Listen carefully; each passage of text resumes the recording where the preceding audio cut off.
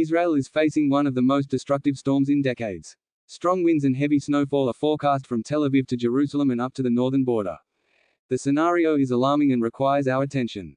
It is a rare and extreme weather event that mobilizes not only meteorologists but also the local population. According to local experts, Israelis are on the brink of a Category 12 tropical storm, the strongest in 75 years. An earlier, less severe storm brought welcome rainfall to areas east and south of Jerusalem, but now the city has been hit by continuous rain for 6 months, raising concerns about the cumulative effects of this storm. Today, Friday, the storm was upgraded to a Category 4 hurricane. Wind speeds are 145 miles per hour, and gusts could reach 160 miles per hour. The hurricane is expected to make landfall near Jerusalem soon. And it is expected to hit the Holy Land on Saturday night. Fear and uncertainty dominate the atmosphere, and the usual calm has been replaced by a palpable tension. Consequences are expected to be drawn as to what is causing this climate disruption. And how will it affect the inhabitants of Jerusalem? This study takes us into the heart of the city to uncover the secrets of this unusual phenomenon. Join us as we explore the causes and possible effects of the storm. And remember, it's important to be prepared for adversity, just as coastal residents prepare for the arrival of hurricanes. What impact will this storm really have on Israel? When the wrath of nature manifests itself, evacuation is an important means of ensuring everyone's safety. However, fear is often necessary to act in the face of such threats. The Bible teaches us to act with wisdom and discernment in times of danger. Psalm 91, 4-5 reminds us, "He will cover you with his feathers, and under his wings you will be safe. His truth will be your shield and your buckler. You will not be afraid of the fears of the night, nor of the arrow that flies by day." We are living in very difficult days today where prophecies are being fulfilled, but many people do not know what is going on in the world. That is why I have made my digital book, Bible Prophecies, Unraveling the End Times, available and made it available for download right at the first pinned commentary. This book will help you unravel all the mysteries of Bible prophecy that will change your life. Click on a pinned commentary as we have very few units and it will be deleted. Click now and get your book in digital format. Ignoring evacuation orders not only puts your own life in danger, but also puts a burden on our brave first responders who sacrifice themselves to save lives. Proverbs 22:3 reminds us, "The wise see evil and hide themselves, but the simple pass through and are punished." Those who ignore warnings and stay in dangerous areas are like fools who suffer the consequences of their recklessness. The effects of natural disasters can bring prolonged suffering and dangerous conditions, as we can read in several biblical passages. Safety is a must, and it is important to heed the warnings. Proverbs 1:33 says, "But whoever listens to me will not live safely or be afraid of evil."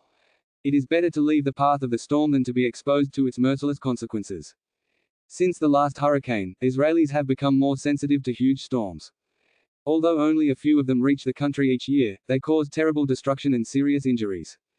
The Bible reminds us of natural disasters that have struck people in the past, for example in the book of Job, where the power of nature is emphasized. Do you have a muscle like God? Or can you rumble with a voice like him? The economic damage caused by these hurricanes is enormous and is estimated at $25 to $30 billion. While this is a small figure in light of the devastation, it still impresses the experts. Lamentations 33:3 comforts us with the words, "For he does not afflict or grieve the children of men with pleasure." Hurricane Galvin in 2000, which killed between 6,000 and 88,000 people, is considered the greatest tragedy in Israel's history. In 1970, a hurricane that hit eastern Turkey and Syria left at least 2 million people homeless. It is estimated that between 500,000 and 1 million people were missing at the same time. Jeremiah 29:11 gives us hope, "For I know the thoughts that I think toward you, says the Lord, thoughts of peace and not of evil, to give you a future and a hope."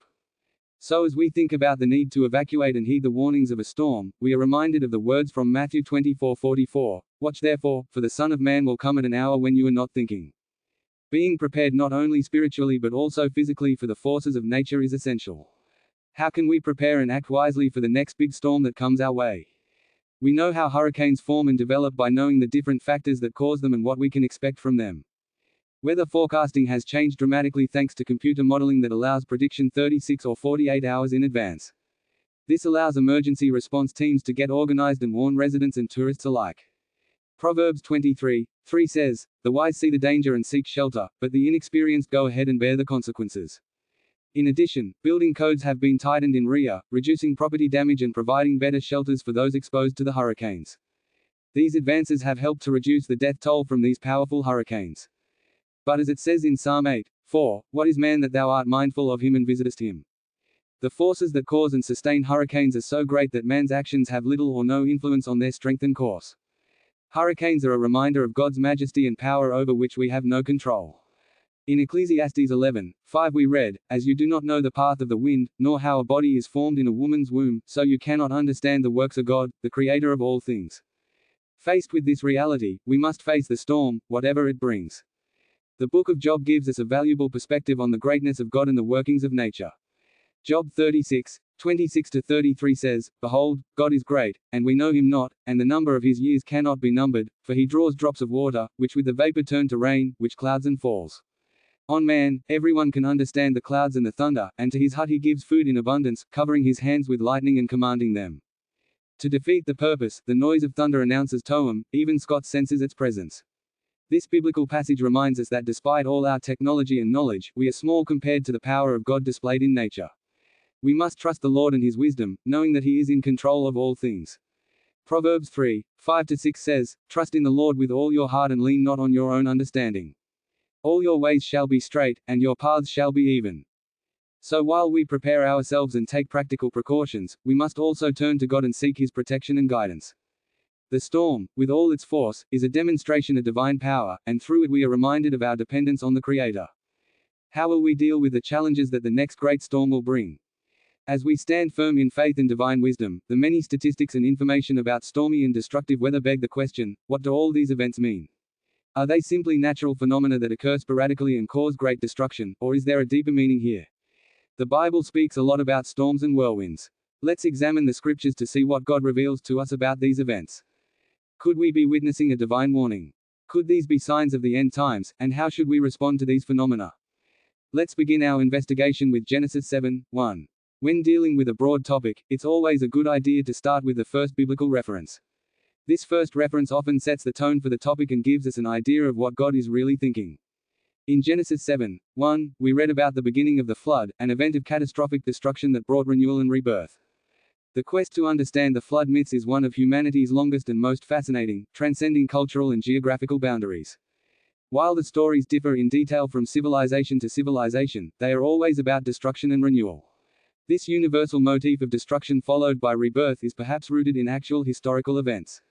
In Genesis 7:11-12 we read, "In the 600th year of Noah's life, in the second month, on the 17th day of the month, on that day all the fountains of the great abyss were scattered and rained on the earth."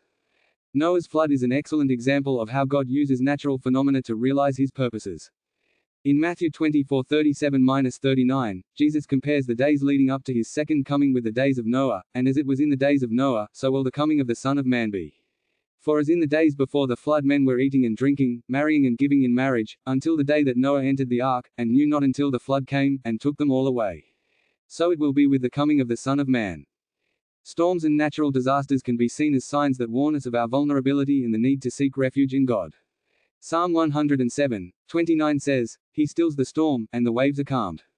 This verse reminds us that God has absolute control over the forces of nature and can bring peace even in the most chaotic circumstances. Furthermore, in the book of Job, God speaks of the wonders of creation, including the storms, to show his dominion and power. Job 37:5-13. It is described, God rattles wonderfully with his voice. He does great works that we do not understand. Opening square bracket ... closing square bracket. He seals the hands of every man, so that all may know that he works. Opening square bracket ... closing square bracket. The animals go into their dens and stay in their hiding places. A storm comes from the southern chamber, and cold winds come from the north.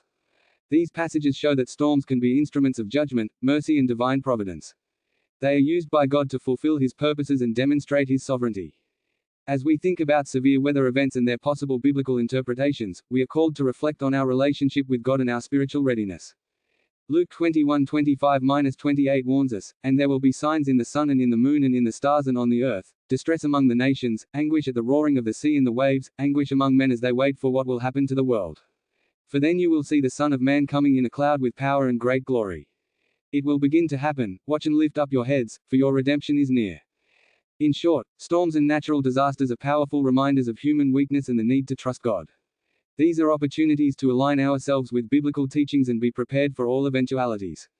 How will we respond? Will we be spiritually and physically prepared and trust in God's protection and guidance? Scholars and scientists have looked closely at the persistent legends of floods and tried to find links to the geological evidence. These parallels between myth and fact show that these stories are more than just a creation of the human mind, for they bear witness to ancient flood disasters. They may be collective memories of real events that left deep traces in early societies. These stories, passed down from generation to generation, not only testify to people's resilience in the face of tremendous disasters, but also reflect our innate need to find meaning in the midst of adversity. The persistence of flood myths in various cultures around the world points to the deep human search for understanding and hope in the face of natural disasters. Proverbs 2:6 says, "For the Lord gives wisdom, from his mouth comes knowledge and understanding." These stories are part of global folklore and provide an interpretive framework to help us find a way forward even in the darkest of times. As we reflect on these stories, we are reminded of our common heritage, which has been shaped not only by the forces of nature, but also by the spirit of renewal that permeates human history. Psalm 46:13 says, "God is our refuge and strength and a quick helper in trouble. Therefore we will not fear, though the earth be troubled, though the mountains be shaken in the midst of the seas. Even when the waters rage and foam and the mountains tremble in their fury." The ancient stories remind us that we too have the strength to overcome adversity with faith and determination, just as our ancestors faced tremendous challenges. In Isaiah 41:10 we find comfort. "Fear not, for I am with you. Be not dismayed, for I am your God. I will strengthen you, I will help you, I will uphold you with the right hand of my righteousness." So as we explore the flood myths and their relationship to historical events, we are invited to recognize God's constant presence in the midst of life's storms. Just as he guided Noah through the flood, he is with us on our journey, strengthening us and renewing our hope.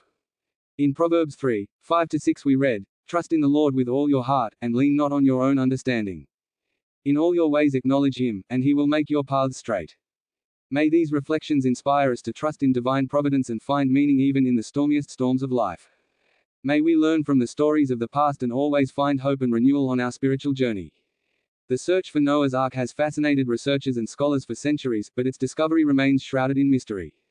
The history of the wood used to build the ark could shed light on its fate. The materials of the ark could also have been used for other purposes, such as tools or survival items. Over time, the wooden structure could have been destroyed, which poses new challenges for archaeological research. The speculation about the fate of the ark sheds light on the intersection of the legends of history and reminds us of the difficulties in discovering artifacts from historical periods. Flood myths from different cultures point to the possible unity of human response to catastrophic forces of nature. These narratives are part of the cultural heritage and teachings that strengthen our wisdom and understanding. Proverbs 2:6 says, "For the Lord gives wisdom, from his mouth comes knowledge and understanding." The search for Noah's Ark encourages us to explore the mysteries of the past with respect for the unknown. As Paul reminds us in 1 Corinthians 13:12, we must realize that not everything can be revealed or fully understood.